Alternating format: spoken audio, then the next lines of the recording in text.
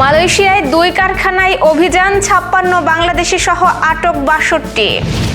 11 দিনের মাথায় ফের বন্ধ আদানির একটি ইউনিট, লোডশেডিং বাড়ার শঙ্কা।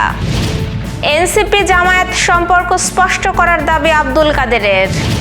বছরের ব্যবধানে এলপি গ্যাসের দাম বেড়েছে 34%।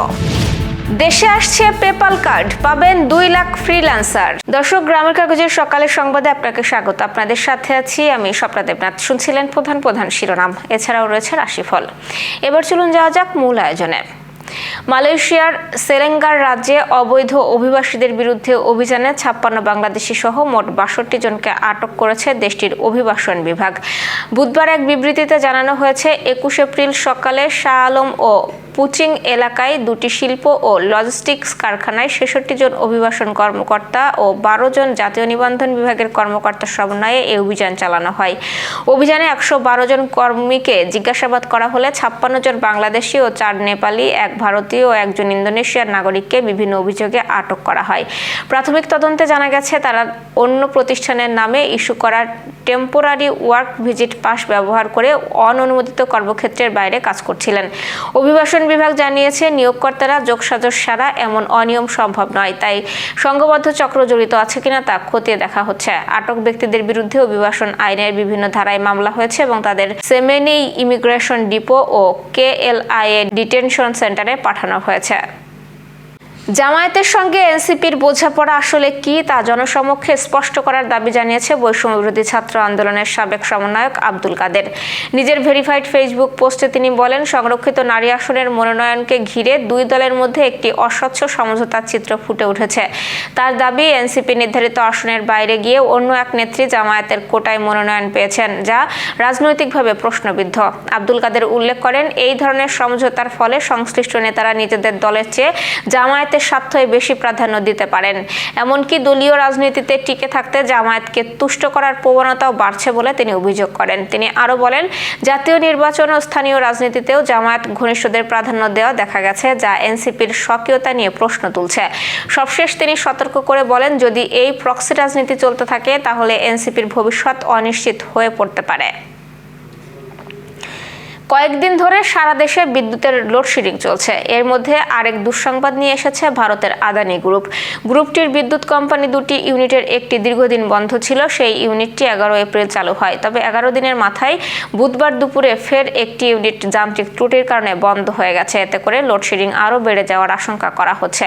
পাওয়ার গ্রিড পিএলসি বাংলাদেশের তথ্যে দেখা গেছে, এই দিন 2 ইউনিট থেকে সর্বোচ্চ 1500 মেগাওয়াট করে বিদ্যুৎ দিচ্ছিল আদানি। বেলা 2টায় তা এক লাফে 750 মেগাওয়াটে নেমে আসে। এদিকে গরমের কারণে বিদ্যুতের চাহিদা 16,500 মেগাওয়াট উঠলে উৎপাদন সেই হারে বাড়ানো যাচ্ছে না, ফলে ঘন্টা প্রতি লোডশেডিং 2000 থেকে 2500 মেগাওয়াট ছাড়িয়ে যাচ্ছে। 1 বছরের ব্যবধানে দেশের বাজারে এলপি অর্থাৎ তরলীকৃত পেট্রোলিয়াম গ্যাসের দাম বেড়েছে 34%। আন্তর্জাতিক বাজারে অস্থিরতা, বিশেষ করে ইরান যুদ্ধের কারণে সরবরাহ সংকট দেখিয়ে অতি সম্প্রতি কয়েক দফায় দাম বাড়ানো হয়েছে, যার সরাসরি প্রভাব পড়েছে ভোক্তা পর্যায়ে।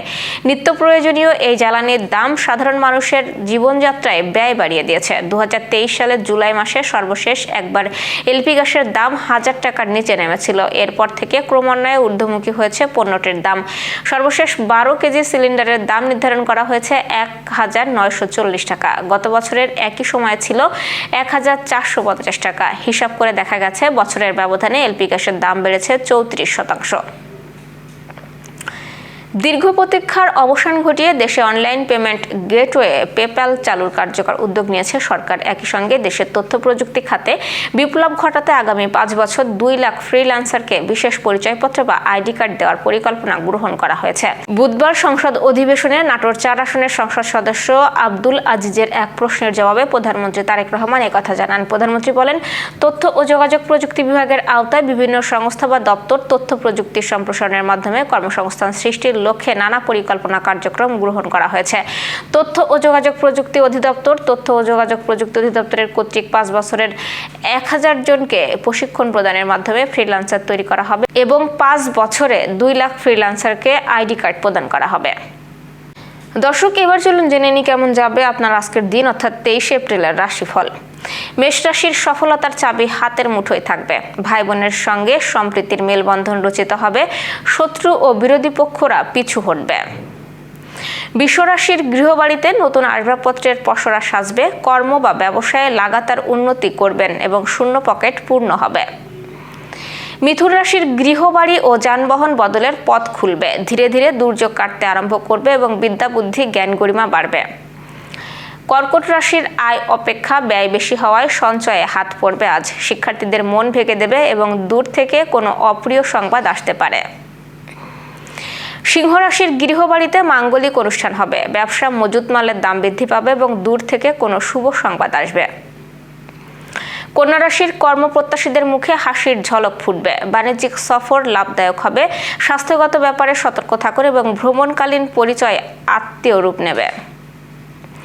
তুলা রাশি শুভ অশুভ মিশ্র ফল আজ। যেমন আয় তেমন ব্যয় হয়। সঞ্চয়ের খাত থাকবে শূন্য এবং মিথ্যা দুর্নাম বা বদনামের মধ্যেও পড়তে পারেন।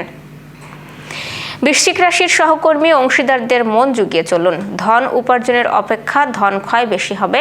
বাড়ির ইলেকট্রিক সামগ্রী বা বৈদ্যুতিক মিটার বা জলের কল মেরামতে নাজেহাল হতে হবে।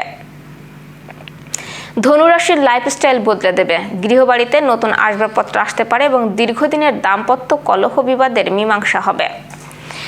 মকর রাশির অত্যাবশ্যকে প্রাপ্তি মুখ থুবড়ে পড়বে। রাগ জেদ আবেগ আজ বর্জন করুন এবং আয় বুঝে ব্যয় করুন। কুম্ভ রাশির চতুর্দিক থেকে উন্নতির জোয়ার বইবে। শত্রু ও বিরোধী পক্ষের প্রায় সিংহভাগ কুপরিকল্পনা নস্যাৎ হবে। মীন রাশির আশ্রিত ও প্রতিপালিত ব্যক্তি থেকে সাবধান থাকুন। সহকর্মী ও অংশীদারদের পূর্ণ সহযোগিতা পাবেন এবং দুর্জনরা আত্মীয় বেশে আপনার সুখের সংসারে অশান্তি বাঁধাবে। দর্শক, এই ছিল এখনকার আয়োজন। সব খবর সবার আগে জানতে ও দেখতে চোখ রাখুন গ্রামের কাগজের ইউটিউব চ্যানেল ও ফেসবুক পেজে। বিদ্যুৎ ও জ্বালানি তেল ব্যবহারে সাশ্রয়ী হন। আপনার কোনো প্রশ্ন বা তথ্য থাকলে জানাতে পারেন কমেন্টে। এতক্ষণ সাথে থাকার জন্য ধন্যবাদ। পরবর্তী খবর দেখুন বেলা 1টায়।